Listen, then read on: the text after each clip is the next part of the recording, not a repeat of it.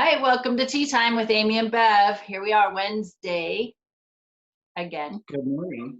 Good morning. Welcome. Thanks for being here. Fun stuff. So I have my laptop sit on a card table. Card table is not very sturdy, so if I'm leaning on it and I move or laugh, the whole thing just looks like there's an earthquake. So I'm trying to be mindful of that. Just like a kid, right? Don't touch anything, and you're just like, I want to touch it. Yes. Especially when they say don't touch it. Exactly. And what do you want when they tell you you can't have it? You want it. You want that particular thing. Yeah. Yeah. Eh, I'm just kind of past the temper tantrums. are you? Most of them. Most Most of of them? them. It's been a couple months since I had one, but yeah. Yeah. Still have them every once in a while. Yep. It's all right. Yeah, it is. It is. My little girl needs to be heard. So there you go. That's right. So What's anything, I was going to say what's been happening with happening? you. We both say things a lot of the times at the same time about the same thing. Isn't that fun? It's true. That's connection, right? Yeah. We are. Well, for me, I was recognizing even up to yesterday how easily we put ourselves off, like all the time for everything else or for everybody else. And it's like I needed an oil change. My oils needed to be changed probably for over a year, which is ridiculous. I've been adding to it, not changing it because I didn't have the time or the money or whatever my excuse was at the time. Not getting my tires rotated, which I got them put on a while ago. It's not going to cost anything to rotate them. Washing it, it's like I keep looking at it and thinking, oh my God, it's filthy. Finally, yesterday, I was like, no, I've had it. This is enough. This is enough. And it wasn't against anybody else, but it was me. And just recognizing how I've been putting myself off. So I went and took care of everything yesterday, and it was really good. I felt empowered. I looked at my energy of my truck just felt good. I'm like, oh my God, this just feels good. It just felt good. It just really, those little things that we can do just make our day, really, the things that we put off. It's great you're bringing this up because it's exactly what I wanted to talk about today because it's showing up in my coaching this week. Gotcha. Very prominent about taking care of ourselves. So And how many clients too, even for me, for you too, but how many clients come to me and they're like in pain? They're in pain and this has been going on for how long, and they're ignoring it and ignoring it, ignoring it. That's our body's way of saying, I need your attention. Pay attention to me. You're focused on everything outside of me. You're not giving me any attention. You're draining me. So it's freaking crazy. Sorry. No, it's great. Get it, Bev, get it. Okay, so talk about in the beginning. In the beginning was the word, and you had life experiences, taking care of everybody else. Yes. Right? I have the same story, that's why I can tell it so well. Taking care of everybody else, and then somebody said, you need to take care of yourself. What happened? What does that even look like? Most people, I mean, what do you mean take care of myself? That was probably the biggest thing that hit me when it first happened. Take care of myself. I washed my hair yesterday. I mean, little things like that. But I took a shower. yeah, I thought I was taking care of me. No. And yeah, so we look at it, and here's what I find real common. It's not like a secret. Happens all the time, right? And it's just generational programming. Yeah. That the generations before us, because of the living conditions, the wife took care of the family, the food, the clothes, the house, right? Making sure the kids got to school, making sure the kids got their schoolwork done. So the wife did all that. But think about generations before us, where that came from. I mean, we're talking about farming. I mean, the man went and took care of the land, the woman took care of the house. And now um,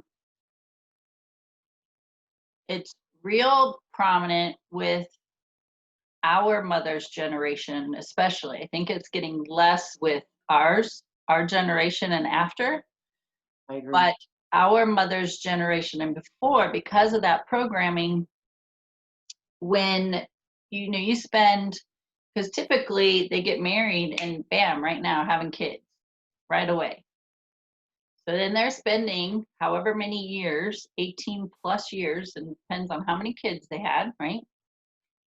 That they're wrapped up in kids.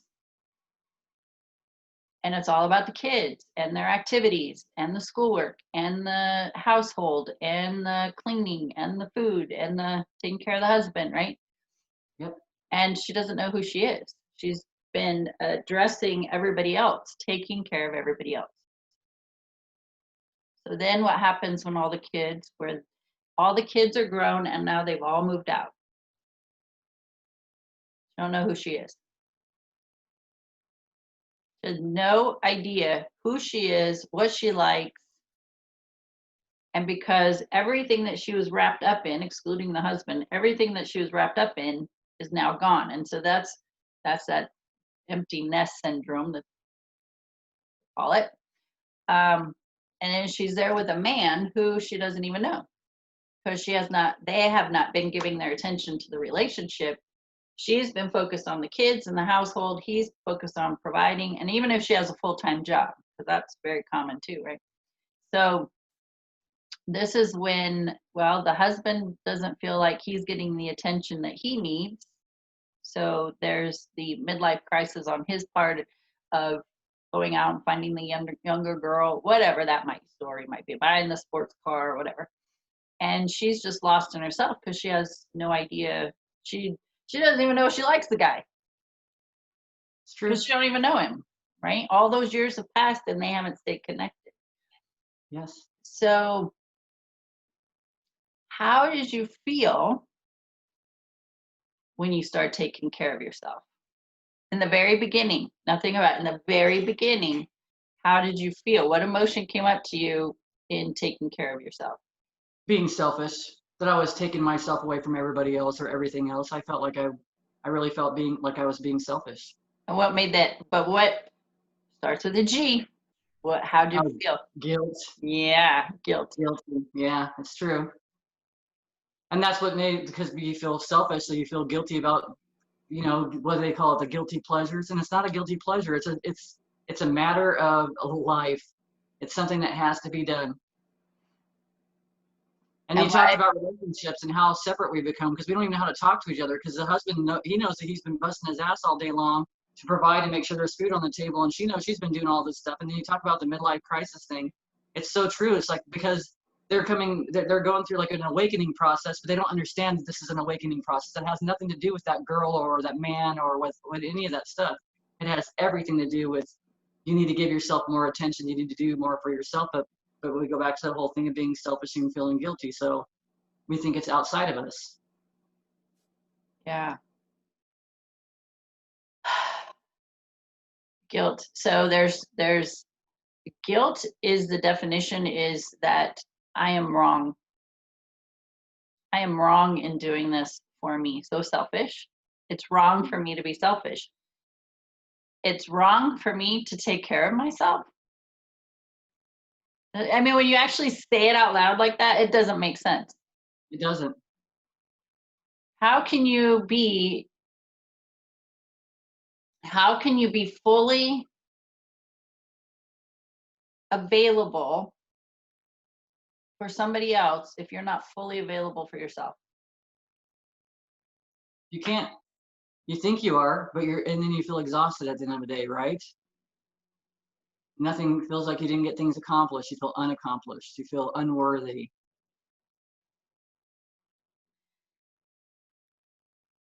There's several ways, so many directions I can go with this right now. I gotta make a note. I saw the ways. You're like, oh, here she goes. Okay, so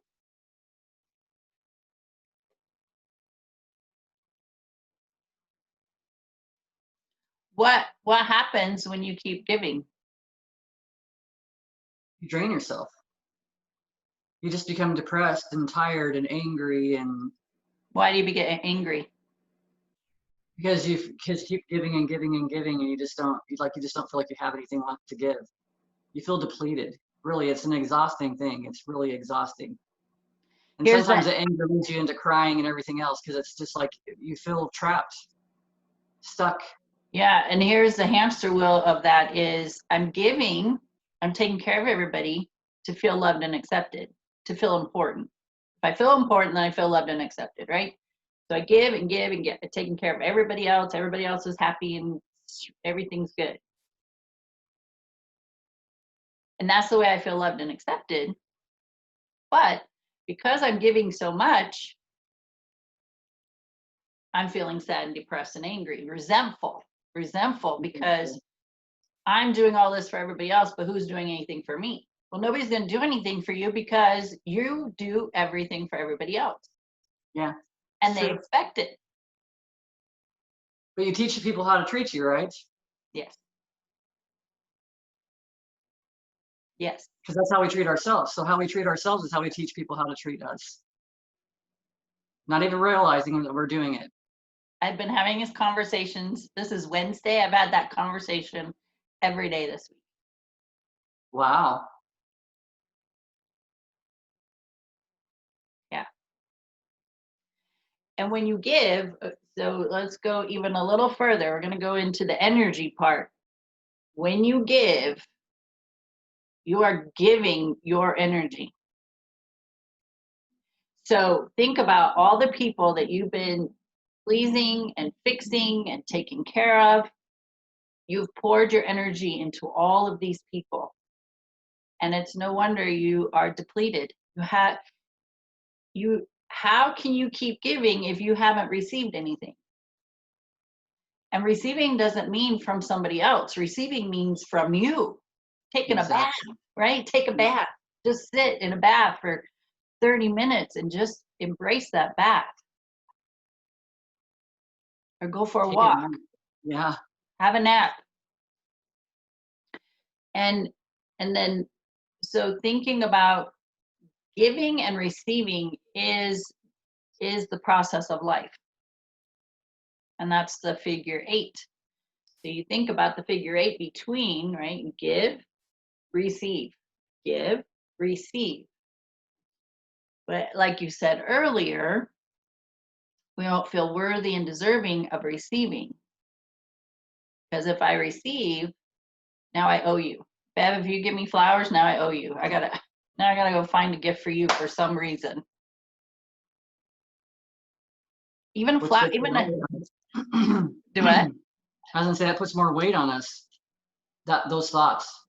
And then we're even giving more energy away or more power away at Yeah, that time that we don't have. that we don't have. It's just like I don't know if we've talked about it. I think we have, but it's like having a checking account. If you're in the red, you can write all the checks you want to, but it's there, nobody can cash them. So if you're giving out all your energy, eventually you have nothing left to give. Nobody can use it. You can't, you're depleted. You have nothing left. So we've got to take time for ourselves. That's a must.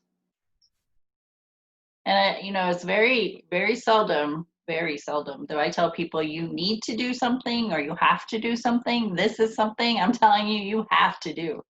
Yeah. It Or doesn't don't. matter. Yeah. Or choose not to, but you're not going to be happy. I mean, how is that working out for you? Because it sucks. Yep. I've done it. Yep, me too. That's why we can have this conversation. Exactly. I know for me, in the beginning, I didn't understand what it meant, for one. So understanding what did it mean to take care of myself, True. besides a shower Yeah. and feeding my body, right? Getting past the guilt that it was okay to take care of myself. It was okay to go get a manicure or pedicure or, go on a retreat for 2 days and be away, right? I had to work through that. Realizing that I can only be beneficial to others if I am taken care of. And we have to understand it's nobody's job to take care of us. Just like Nobody's. nobody's job to make us happy, nobody's job to to con- to make us laugh or feel joyful or anything like that. We allow those emotions, and so it is in totally in our control. So it is our job to what I call nurture ourselves and keep our cup full. And the more you nurture yourself or love yourself and fill your cup up, what happens? It just starts to overflow, right? And it overflows and then it just goes out and you have all this to share. Yeah. You're more in a joyous place. And when you're in a joyous place or a happy place, the energy just flows from you to others. You don't have to do anything. It's not a matter of doing anything. It's not a matter of fixing anything. You're actually in more of a place of allowing people to be on their path around you instead of feeling like you got to control everything. My personal experiences. I know. But it's true Controlling though. what? That's It's another true. conversation. It is, but it's true. It's just, and it's like pay attention to how you feel. How does it feel? Yesterday when I did that stuff, I felt so good. I have been putting it off for so long and it felt so good, just like wanting to paint my toenails or do anything like that. It's just a matter of taking that time and being like, no, wait a minute. I don't have to do anything for anybody else. And if someone's expecting it, then you might want to reevaluate that relationship and have a long conversation about how, that we need to work together or we need to kind of get past a lot of this stuff because we've got to take the time for ourselves. We really do. It's so That's important. and that comes, that's real that comes into play with the relationship, especially marriage or relationship with children, because us as the mom, because of our generational programming, is we're supposed to take care of the kids. Yeah. Well, we have evolved and now it's moving more into equality. Dad can spend time with the kids while I go take a bath. It's okay. And those kids can understand, and dad especially can understand, don't bother me unless somebody's bleeding and or dying. Right? You just if the blood is too bad, you can't handle it, then come get me. If you can put a Yeah. band-aid on it, you're good. Like you got this, right? Yep. And it's okay to say, these are your children too, and you can spend time with them while Absolutely. I go do something for me. That's right. And so many women, I say especially women, no doubt it probably happens for men too, but especially women, it is so hard for them to release that control because we feel like we can take care of the kids better than dad can, just like we can fill a dishwasher better than they can, right? That Yep. to say, he's an adult. They might bump their head playing around, or he might let them run around the living room yelling and screaming, whatever. But he's an adult. He's going to make sure that they're taken care of. And that's a control thing as a mom. I think that uh, moms are very controlling, especially when it comes to their babies, right? We become mama bear and we're just like, It's true. but we get exhausted. Letting yourself get to the point of exhaustion is not healthy for you, for one, absolutely no way. And you cannot show up fully for the rest, for everybody else. Yeah. And it's a learning thing too, also, like, because if you talk about the kids and stuff like that, it's a learning thing because sometimes we think we always know best. We always know, we learn from our moms that way. That's how they did it. So we learned that they knew best. So now we know best, right? But we're not giving ourselves an opportunity to learn another way. We're getting stuck in one way. And it's like, if we can sit back, it's a lot of times dads will come in and make things more fun and laugh about things, or, they'll be more the playful one maybe at that time because they're now stepping into a different role, a foreign role for them that they haven't had to step into, which helps them to nurture because I would say a lot of us hadn't been nurtured, so we don't know how to nurture. So learning how to nurture ourselves, which kind of boils down to this whole conversation, is nurturing ourselves. And then when we do that, then we help teach our kids. My kids are grown, and now I've got my grandkids helping them to teach them how to nurture themselves, not be relying on somebody else. And also for me, it's like reminding my kids, you're doing a great job. Because for the longest time, I always thought I could do things better. And I mean, even still, there's probably things I think that I could do things better. that's not the case. I could do things different. It's not better. It's Yeah, different. different. It's different. It's like I have a lot to learn by watching their relationships grow too, allowing them to see how their relationship's going to grow. But it's like really it boils down to nurturing. And I wasn't nurtured, so I didn't know how to nurture. Right. And I'm learning that now. So even doing the little things for myself is another way of nurturing myself, is being kind to myself. When I fail because I end up throwing a temper tantrum and I kind of go backwards a little bit, it's being all right and nurturing myself, saying, you know what, you did a good job. You just kind of got a little bit too depleted because you're putting your energy out to everybody else. Just slow down and give yourself some space and give yourself some love again.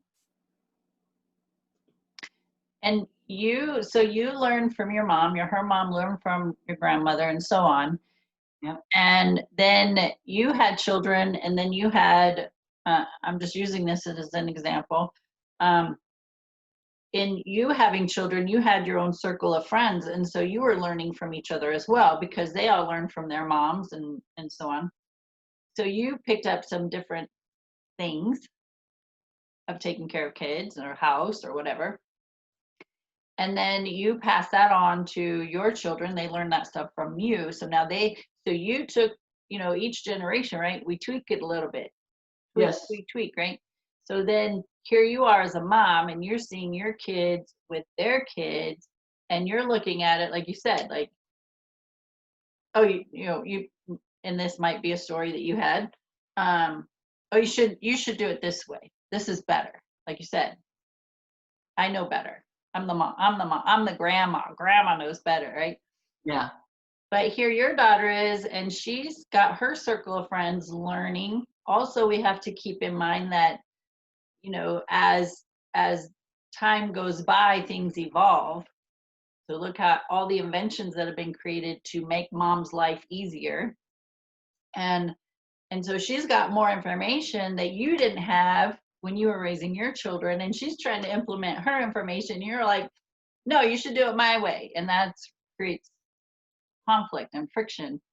Exactly. And so And separation. And what? And separation. Yeah. That drives almost a wedge between the two of you, and you want to really have that open communication because we're learning together. Yeah. And so she's taking her tools that she's learning, and her kids are going to learn that from her, right? Each generation is shifting and changing, but from the perspective of the grandma, if you were closed-minded, it would cause so much rift, and you would definitely be looked upon as a controlling mother. Yeah. Well, if mom's coming Unhappy. over, yeah. But now you have more information, new tools, and you can step back and witness and watch and observe. And how many, I mean, there's not a number, but have you just looked at them and go, oh my gosh, I never thought about doing it that way? Yeah. Because they do a great job. They really do. Yeah. And it's about, I mean, that's all I can think of right now, is just being open-minded about life. That you learned a certain way from your mother or your father. That doesn't mean it's the only way. That's right. They did what they knew how to do. You learned it from them. That doesn't mean you can't change it. Exactly. So mom sacrificed, so we're going to come back around to the whole guilt thing and self-nurturing. Mom sacrificed her life, herself, to do the things to do the things that were needed to take care of her kids, make sure her kids got an education, make sure they were involved in their activities, make sure dad was, happy and healthy at home and with work and in his organizations if he was involved in anything.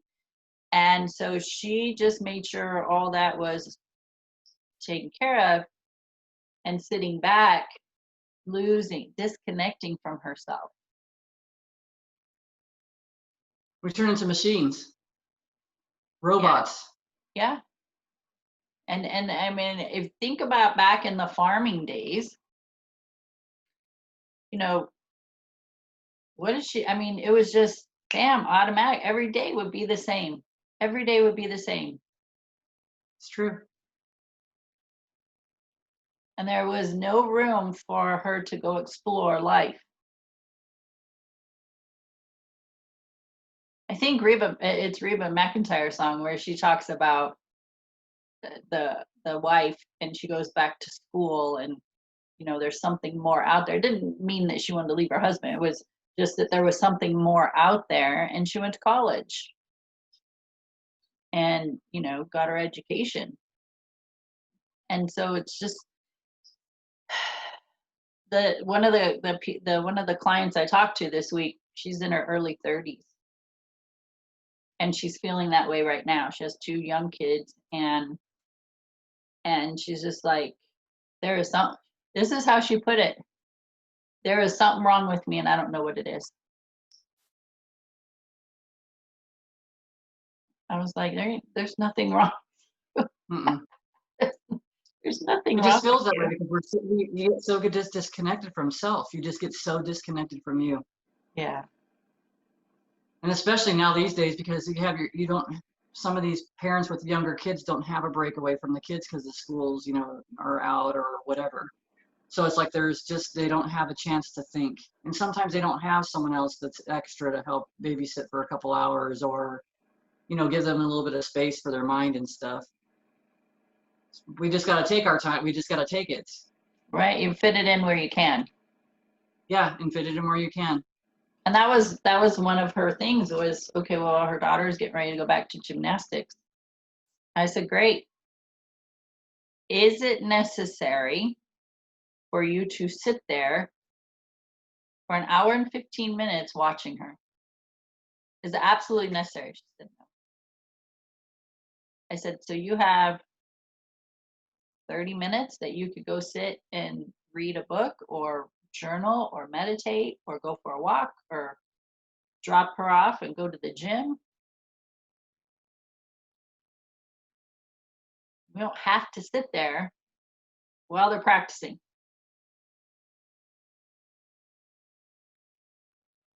Nope. And if people would take and log every day what they did, like be very diligent about writing down everything. If you scrolled social media for 30 minutes, write it down. If you sat and watched TV for 2 hours, write it down. Right? You block off your time. Okay, well, from 8 to 12, I'm at work. From 1 to 5, I'm at work. Well, what'd you do for your lunch hour? From 12 to 1, were you on social media? Were you having lunch with a friend? Write it down. And when you do that, when you actually log your time, you can see where you have time to fit other things in that are important for filling your cup up. Very important. And also the message would be for the child to not always be lenient. Okay, so if you're there the whole time watching them, they're going to expect you there the whole time. And then they start not relying on their own inner guidance. They start not relying on themselves. And they constantly look outside of themselves for the making sure that, being assured that I'm doing something good, or is my mom over there clapping her hands, or whatever it is, we make them really super dependent upon us. And we don't want them dependent upon us. I've learned that recently with my grandson. It's just the more that I've had space away, I don't feel like I have to control everything or run everything.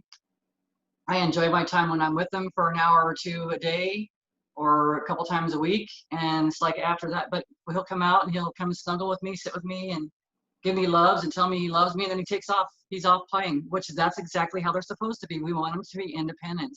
That's how they start coming up with different ideas and creating things and growing and finding out who they are and what they want, what they like. We do a disservice by doing that. I did a disservice to my children. I would say that was brought to my attention recently that I can't say that I fucked my kids up because I Oh, we always did. said that. But by saying that out loud or to them, that means that everything they've accomplished since then doesn't matter in a way.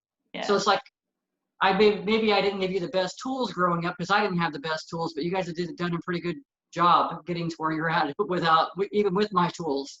So it's like just reminding them how amazing they are. But because I had made them dependent on me in so many ways, not even recognizing, and I really recognized it with my grandson because my granddaughter wasn't around all the time. So, and she's very independent. She likes to come and snuggle. She does the same thing that Colton does. She'll come and snuggle for a few minutes, love on me, and then she'll take off, and then she'll come back and snuggle for a few minutes, and then she'll take off. That's to me, that's the way. That's healthy. Yeah. And that's part of the conversation I had with this lady was, I said, by you not sitting there, by you just letting her go do her gymnastics and you remove yourself, that gives her some independence. Yeah, And then when you pick her up, you can actually have a conversation with her about what she learned, how she felt about it and yeah, all this. Whereas if you're sitting there watching her the whole time, you're just like, oh yeah, I know I was there. Well, yeah, no, you did this. This isn't what you did, and it's like, no, let them tell their story. yeah. There is communication, and it's their story. It doesn't matter how we saw it; it's their story. And when It's how you're they conceived it. Yeah, when you have that type of dialogue, because then they could be excited, maybe they learned something new and they did it well, or maybe learn something new and didn't do it well. Either way, they have something to share with you without you having to be there to tell, like you said, tell them, oh, you did a great job, or oh, you need to work on that, right? You send a message through your words, but also through your body language, through your Yeah, energy, and yeah, they pick up on that. And if they're like, oh yeah, I'm learning a cartwheel. Who gets a cartwheel right the first time? I don't know. And so it's like, what, as a parent, a lot of parents would be, well, you need to get your legs up instead of bent. And that's for the coach to do, exactly. not mom, not dad. Yep, Let the coach do that. You encourage them, but also, um, when you're sitting there, they're looking for your approval. They're looking for your acceptance. They're looking for your love, that you are doing a good job, no matter how much you screw it up. And we want to allow, like you said, the children to know that even when you make mistakes, it's okay, it's okay. because that's how you're going to learn also. Exactly. And then they learn self-confidence. So it's such a benefit all the way around. No matter how you look at it, to me, it's a benefit all the way around. They have teachers there that are watching them. In this instance, there's somebody around that's taking care of them or making sure they're okay. So it's to me, it builds their self-confidence, their self-worth, independence, which a lot of us probably didn't get because we just didn't. Yeah. And then mom sitting there struggling with, it's not okay to take care of me. Yeah. And then kids know energy. You can say whatever you want to all day long, but kids know energy. Just like dogs, if you're in a good conversation and having a good conversation with a friend and you got your pets around and everything's fine, but when that conversation changes and you're not talking about, oh, this was so crappy and blah blah blah, you'll start watching the animals. They will react. The children will react. They might start getting crazier and start running around the house. So it's like, really, it's energy, and they freaking notice it right away. We don't notice it right away unless we're in tune to it. But the more that I pay attention, the more that I recognize it all the time. And I'll even recognize how the behaviors will even maybe make me feel sometimes if I'm not in the good space. And that's a good point. If somebody has animals, especially a dog, I've noticed this especially with dogs. If you have a dog, I I can look at that dog and watch it, and I can tell what your personality's like, or your energy's like. Oh yeah, Yep. I experienced, I mean, had dogs in the past and recognizing how the dog's behavior was compared to our behavior. Dog was out of control. You couldn't train it. It was barking all the time. It was just, ah, that was annoying. But then as I learned, this was before pre-energy work knowledge on my part. Uh, Looking back, I was like, oh yeah, I see how, because I was chaotic within myself. Yeah. My significant other was chaotic within himself. And then we're going at it. And it was just, that's what the dog picked up. That's what it knew.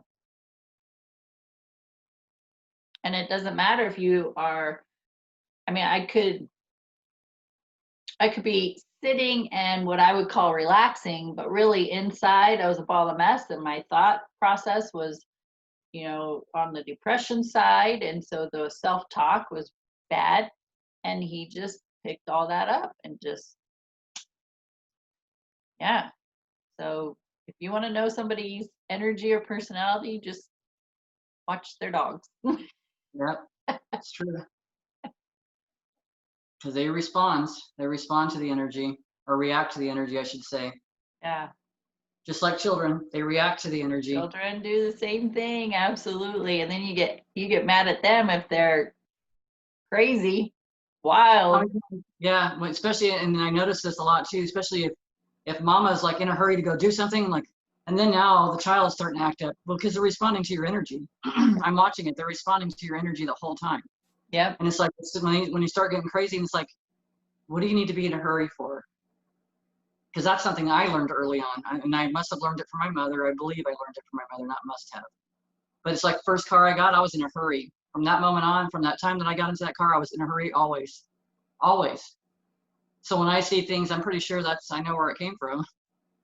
Right here. Yeah. Because that's what I knew. Yeah, that's what I knew, to be in a hurry to get to the next place, to the next thing, whatever it was. That's all under control. It's all controlling thing. I used to be that way too. Yeah, and all of it's giving away your power too. You're giving away your power to things that you don't even recognize, which means you're running out of fuel in your tank fast. Fast. And it's exhausting to take care of everybody and not yourself. It is. And it may even be equally or more exhausting trying to be controlling. Because when people don't do what you want them to do, then you're just even that much more in a fury. Yep. And then you're mad. So that's what I was even thinking about too. With the kids, you talked about the mom. You started to say the mom's all mad and stuff, and that's what happens though. And then next thing you know, mom and kids aren't talking to each other. Like they're done. Like, we're not having conversations anymore because you're trying to control things all the time. Yeah. Then you're just done. And then it's like, now you don't even have the relationship. God, I was listening to something recently, and I've been talking about it, how everything kind of starts at home. We got to learn how to communicate from home if we want a global communication. We got to learn how to love at home if we want love to be, prevalent. And it's like, it's not just with others, it's with ourselves. All of us really boils down to ourselves. Because just like you were just saying, the communication that we give ourselves sometimes, the way we talk to ourselves, it all boils down, and it starts right there. And we start changing those little things, and it starts trickling out. I've seen it too many times. We've talked about it. You'll probably have to remind me, but we talked about when you feel the love of, or energy of love, how much it spreads out into a space and how it affects everybody in that space that's around you. So it's like we can make such an impact on everybody, but we got to start with us. Yeah. When I do, I teach yoga, and at the end, one of the things I say almost every time I teach is, may we be a contributor to the peace of this world by bringing peace within. Because that peace, you want peace in the world, you want war to stop, you want the gangs to stop, you want the addictions to stop. But by being angry about it, we're still contributing to all of it. And Exactly. we have to go within to settle down that anger, see things from a different perspective, that, all these people involved in all of these things that we perceive as bad, they're all struggling with their own inner uh, chaos because of the environment they grew up in. And then majority of us haven't been taught how to handle our negative emotions in a healthy way. And so we True. lash out. And if you have a bunch of anger built up inside of you, you're gonna turn into a volcano. That's the way I used to be. I just stuff and stuff and stuff. And then the one person, probably typically the most innocent person, would say Yep. something just right to trigger me, and they got the volcano, like it all just spewed out. Um, and and really, if we look at our own energy and focus on our energy, the more we settle ourselves down and we come back to that space of love from our heart center, from our true spirit, then we are contributing to calming down the war, calming down the addictions, calming down the animosities. And then as we do that for ourselves, our cup is full and overflowing, Yes. and we emanate that energy out and also become an example. So if you knew me 20 years ago, I was a mess. But if you have watched me over the years, or you haven't seen me in a long time and you see me now, and people go, what are you what are you doing different? Because you're way different. What? Now I can be the teacher. I can teach by example and not say a word to anybody. I can just teach by example, or I can actually be a teacher. Exactly. And I don't become the teacher until people ask. Exactly. That's key. It is. You don't pour into people, because that's another thing of trying to fix other people, is you don't pour into other people unless they ask, because if Yep. they don't ask, they cannot hear you. They Yep. don't care. And They don't care about meditation. They don't even want to hear what meditation is. nope. And it's another way of control, right? It's another way of us controlling. Again, saying that we know better. So, like you said, just being there when when you ask the question, the teacher shows up. Hmm. That's how it should be, I believe. Yep. But you got to ask. Exactly. And here's a hard piece. I had to have this conversation too this week with another client. This is a hard piece to hear, but it's something to understand, is there are people who are going to struggle through this life and who are going to stay disconnected, and their healing may not happen during this lifetime. That's right. And that's all right. And that's okay, because as an observer of their life, we can learn from them. Exactly. They're great teachers. Mm-hmm. Even though it looks like it's a horrible negative thing, some people would use the word evil, there's still beauty in it. And that's where we have to be open-minded to see things differently. And you know, in my early days, the blinders were on. This is the way it is. But then when I started learning more about myself and how we operate, how our brain works, the subconscious mind versus the conscious mind, man, this whole world just opened up. Now I can look at people differently. And people are just in their own pain and they don't know how to deal with it. exactly. So I don't necessarily need to make it my goal to go fix them, because I can't fix them unless they ask, right? So Exactly. what I can do is observe them and see and witness and use that information for myself in helping other people. So there's still information there. There's still useful information when you're observing something that is being perceived as unhealthy or negative or chaos or crazy. or warlike. So I want to, as we wrap up, I want to ask you, so we talk about nurturing ourselves, especially, I mean, as female, this is what we relate to. So what are some of the things you do to nurture yourself? How do you take care of yourself? And oh, I wanted to make ask you one more question before that.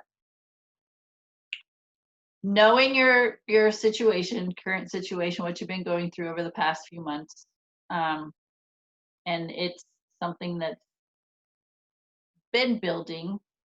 Yes. We're not going to go into details, but thinking about your truck, okay? Okay. Thinking about your truck. Can you see how your truck was a representation of what you were going through? Absolutely. I even told myself that last week. I'm like, my truck is a reflection of everything that's going on inside of me. You're not So like changing covering your back, oil. yeah, not taking care. So not taking care of things. You're not getting the maintenance. Exactly. You're keeping it dirty, keeping it Yep.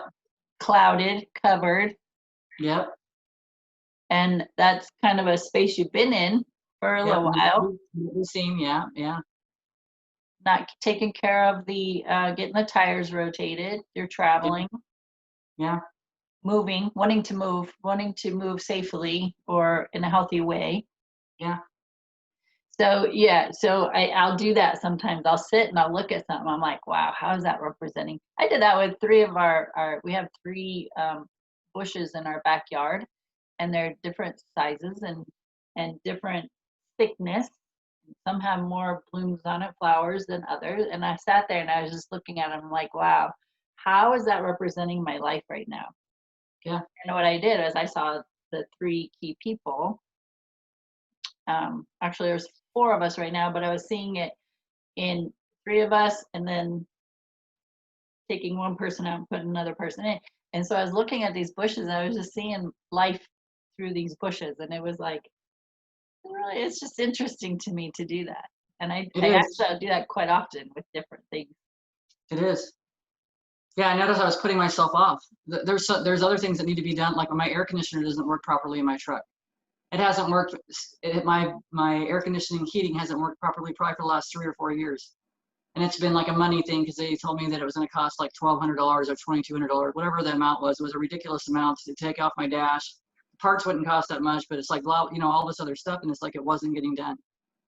None of it. I mean, there was winters I was driving back and forth to work with freaking blankets on, a portable little heater blowing no heat out from my one of my lighters ports, and then freezing, and then the summertime sweating, just dying. So So it's your need to suffer. You're suffering yeah. suffering through your life experience. And my words to myself lately are, I'm done with the struggle. I am done with the struggle. I have put myself in a struggle. I learned this from my mom growing up, from my family. I learned this, that life was a struggle, and it's like, I am done. I am tired of doing it this way. So it's like, now it's just putting a little bit of money aside, gonna get it taken care of. It's my friend that I have knows what parts to order, knows how to take the dash off and put the dash on. It's not gonna cost me, it's probably gonna be under $400. And it's like, and right now my air blows through the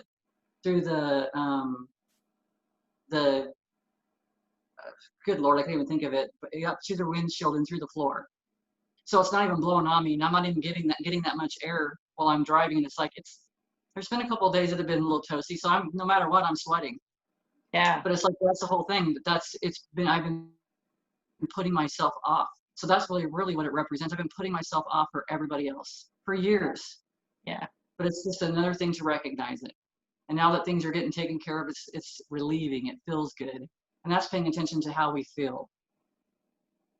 And Which I love it. I smile about it because I'm just like, yes, yes, yes, yes, right? Because we can't do anything different until we acknowledge it. And then you feel different. I actually feel like I'm stepping into my power. That's what it feels like. It feels like I'm stepping into myself, because I've been putting myself off for all this time. And now that I'm doing these things, I'm stepping into myself. Mm-hmm. So that's one of the ways that I'm helping to nurture myself. Other ways are taking the time to go sit outside. So we talked about that. I don't always meditate, but sometimes I'll do it for a few minutes. I like to sit outside and just look around the scenery. At nights, I don't watch TV. I watch the stars. I watch for shooting stars. I watch for movement. I watch for the airplane. That's my relaxation time. I'll read. That's another way of nurturing myself, growing myself. I'll write. Gosh, Workout. workout. Oh, working out is great for me because you release endorphins and you feel good afterwards. I've accomplished something. So accomplishing things for myself. But again, I'm paying attention to how do I feel with these things. If it's something that I'm doing and I don't like it, I probably should find either a way to look at it a little bit differently so that I see how I can appreciate it. So I do like it, or find another way, find something else. And I've been thinking, I know it's been too hot lately, but I've been thinking, I'm like, Bev and I need to go for a hike again. Oh yeah, yes, definitely. Oh, and I don't think it's too hot. We go up to the Wallabies, it's plenty great. Nice, nice. Yeah.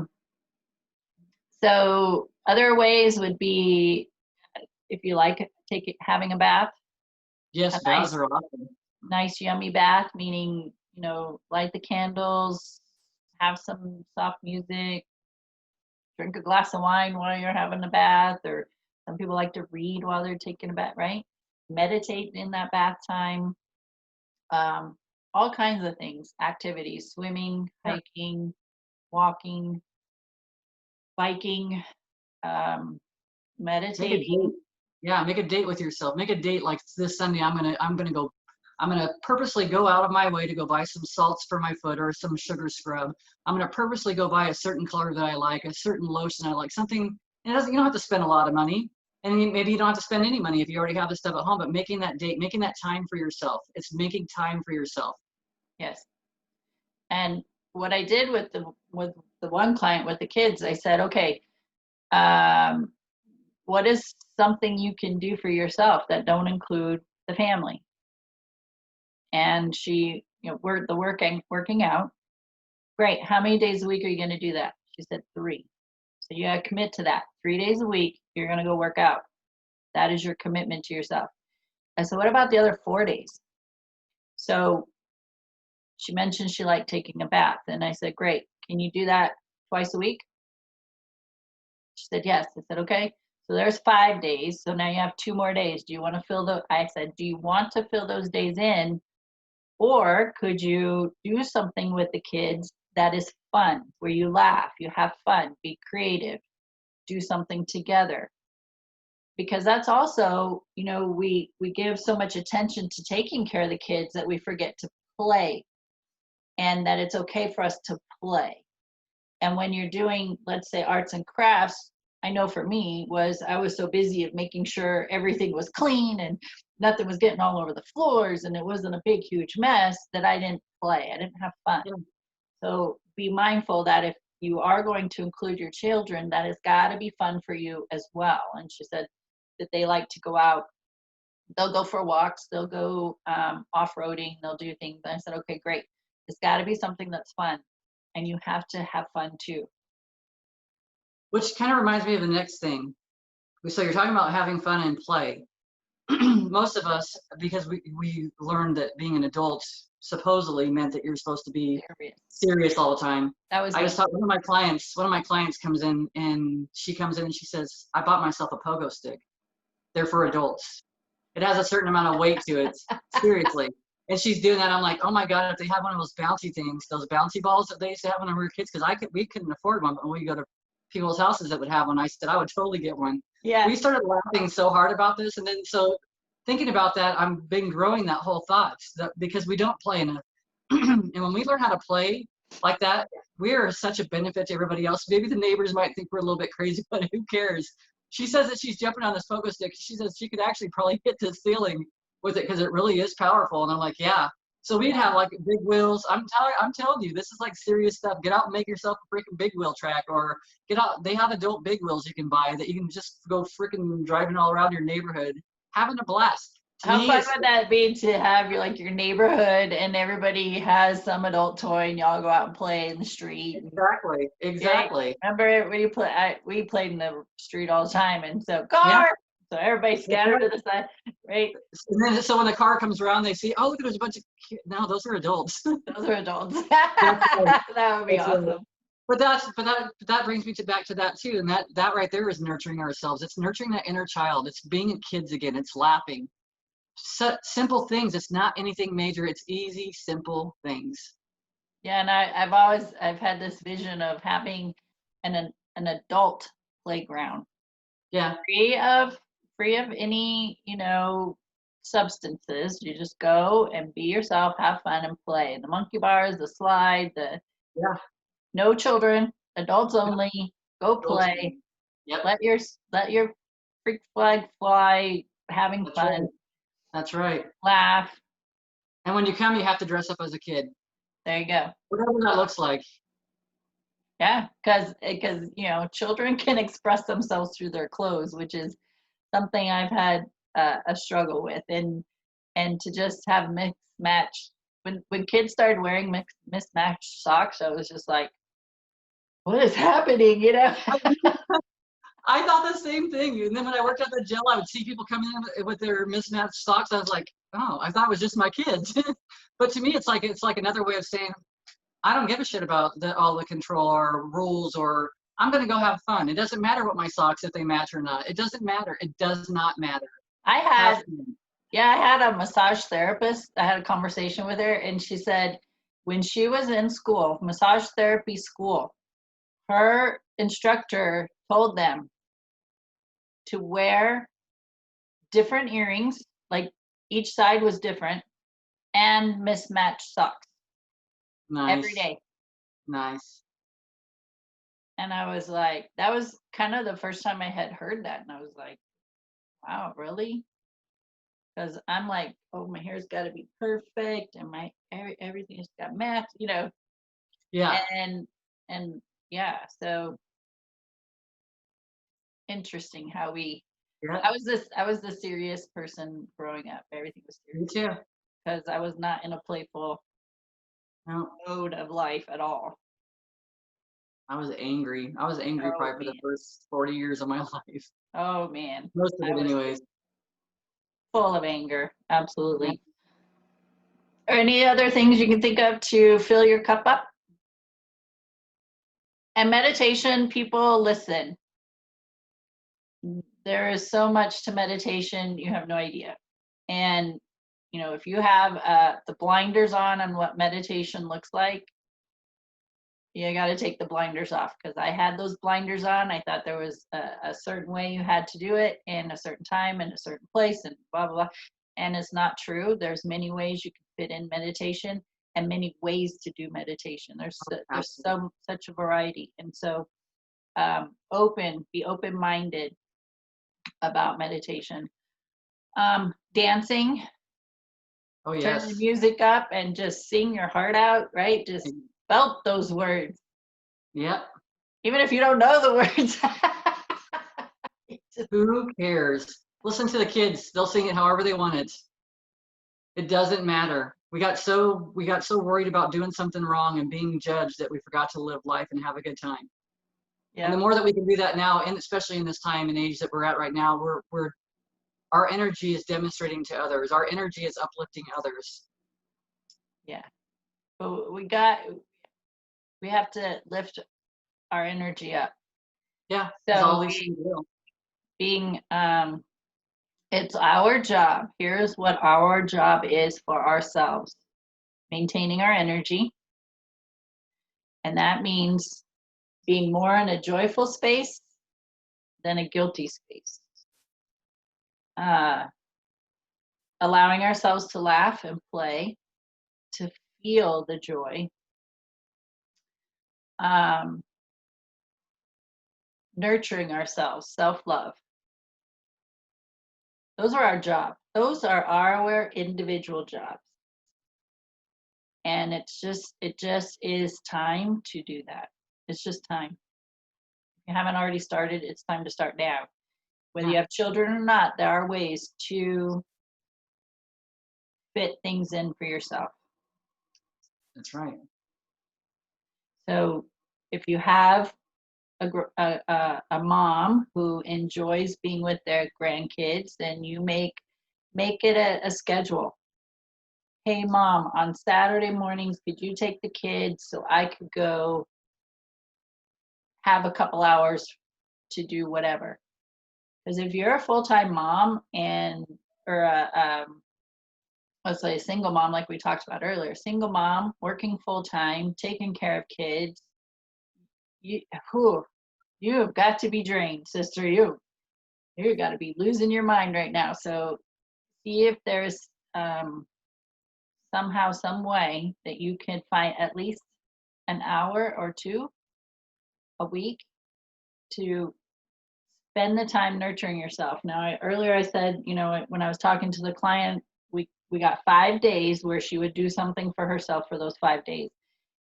Single moms who work full time, they don't have that kind of, right?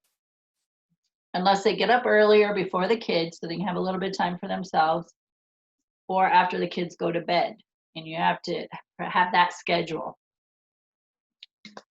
So there are ways to fit it in if you desire it. Otherwise, just getting an hour or two during the week somehow. There are ways if you focus on wanting to do it. That's the thing. You gotta want it. You gotta want it, because you have the time when they're asleep. You have a few minutes to 5 minutes of whatever you want to do, or half an hour of whatever you want to do. Maybe that is a bath. You have time in the morning if you really want to start giving to yourself. And the thing is, you'll start noticing that you have more energy when you give to yourself. So you'll notice that if you're waking up early, and sometimes that's a struggle for people, but for me, it was like sometimes that was the quietest time. So you wake up a little bit earlier, and then after a while, you start realizing how good you feel. And it doesn't feel like it's a job or a chore anymore. You feel like you're filling yourself up. Pay attention to how you feel. And the more you do it, the easier you get through that guilt. So it's going to take some practice, that it's okay to do it for yourself. You're going to move through that guilty sensation of doing something for yourself. And then you're going to recognize how important it is. And the more you're going to want to do it. So there's going to be phases. Yes. And you just will get to that point where you're just like, oh my gosh, I got to do this every day. So, more often. So yeah. Cool. Good stuff. It is good stuff. And I believe we've gone past our hour, but that doesn't matter to me. I'm just excited about having the conversation. Yeah, me too. All right, sis. Thank you for being here. And it's always a pleasure to spend this time with you. And that we get to share this information with others. So if you're enjoying the content, then please, let other people know about it. And it may not be a message for you, but it might be a message for somebody else for sure. So. Absolutely. All right. Well, mwah, love your face. Love your face. I'll see you later. Okay. Take care. You too. Bye. Bye.